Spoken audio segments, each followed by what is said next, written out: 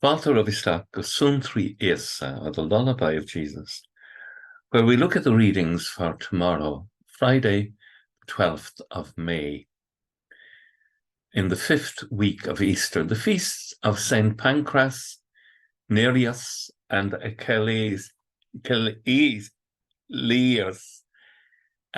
martyrs in the early church. There's more about them under the video on YouTube. Tomorrow's first reading is taken from Acts 22 to 31.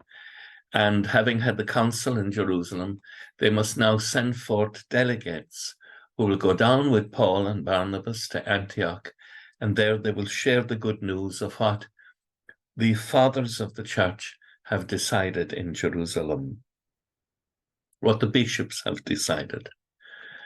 And so they go down and they make this wonderful statement: it has been decided by ourselves and by the Holy Spirit. They actually put the Holy Spirit first, by the Holy Spirit and ourselves.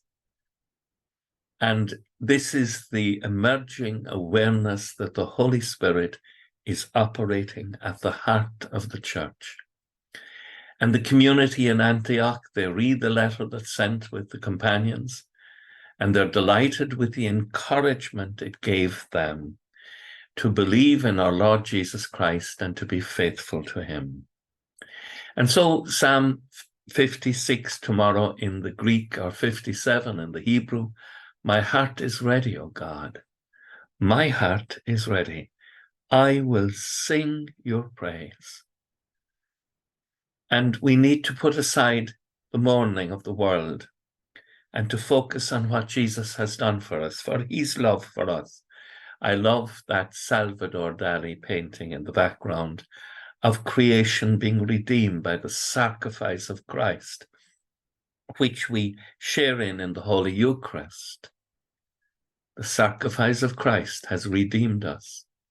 And so in John 15, 12 to 17, Jesus gives a new commandment. This is my commandment: love one another. That's not new. Love one another as I have loved you. That's entirely new, because Jesus, in dying for us on the cross, reveals to us the love of the eternal Father for us. And we are asked to love one another. In fact, it's Christ's commandment to us: love one another as I have loved you. And so he commissions us to go out into the world with this love and to bear fruit that will last. And what is brought about by love, as in Christ's love in the world, is fruit that will last. Have courage in these present times that are difficult and challenging, but know that your brothers throughout the world are standing up to it, and your sisters throughout the world are standing up to it through the grace of the Holy Spirit. Let us do the same. Come, Holy Spirit, fill our hearts.